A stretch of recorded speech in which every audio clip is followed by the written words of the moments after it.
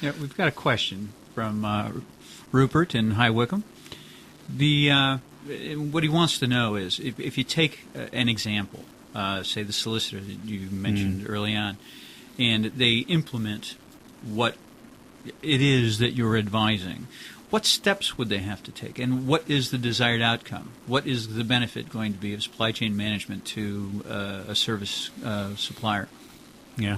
Well, I think we've probably, an awful lot of people, including myself, have had dealings with solicitors, and there are things we'd want to improve with the service that we got from them. And one of the big things that I think we'd want to get out of them is a bit more speed, a bit more responsiveness. Ugh. That's something we've experienced, whether it's through a house or anything like that. It seems to take an awful long time. Let's just deal with that for a second, and then I'll come back to what they'd have to do. And I'm speculating a bit because I've not done this to a solicitor, but I can't see a single reason why it couldn't be done. I think from an objective point of view, time is the thing. You want to get a much more reliable, much more responsive, shorter, faster service to your client. Now, by understanding your supply chain in that, then you've got to know who the players are. You've got to know, as we said before, where the weakest link is. What do you do about shoring that up and making sure it doesn't break down? And I can imagine, if I go back to the house sale thing, we've got estate agents involved, we've got the banks involved, we've got planning departments, we've got the council, we've got any number of different surveys, any number of different people who will be part of that supply chain. But I think we, whilst estate agents maybe facilitate the start and end of it, I think we know that it's the solicitors in the middle who probably drive the process right the way through. So for me, what would they get out of it?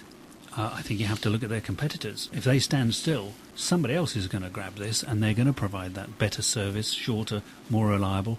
Maybe they'll take on more service, be more innovative about it, and they will take more market share. We've seen that in just about any industry.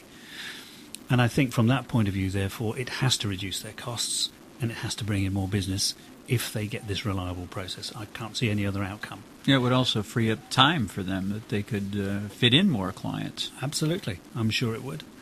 What do they have to go through? I'm reminded of the story that you told about the flavours company. I think one of the first things you've got to understand is exactly what their supply chain is and how long all these different steps actually take. If I said to you, Jim, write me a quick report on that, you might turn around to me and say, okay, that'll probably take me a day. Will it really take you a day to do that?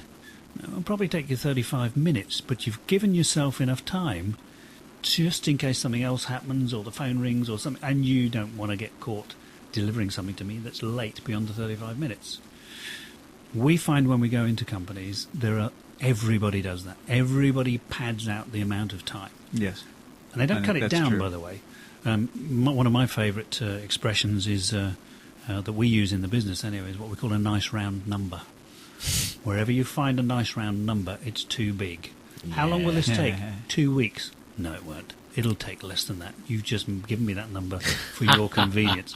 Now, if you bear in mind that everybody in a supply chain does that, think how much fat there is in the system from all that rounding up. Yeah. And I can tell you from experience, both in retailers and the service sector and with manufacturers, the actual time it takes to put something through a process versus the time, the expanded time that we allow to happen in that is probably somewhere between 10 and 15%. Mm-hmm. Imagine taking 85-90% of the time out of the conveyancing time that goes on. What kind of world would you have then? Wow. You'd have a very slick firm of solicitors who, if they could market that appropriately, would pull in lots more customers and earn lots more money, which sounds like a cunning plan to me.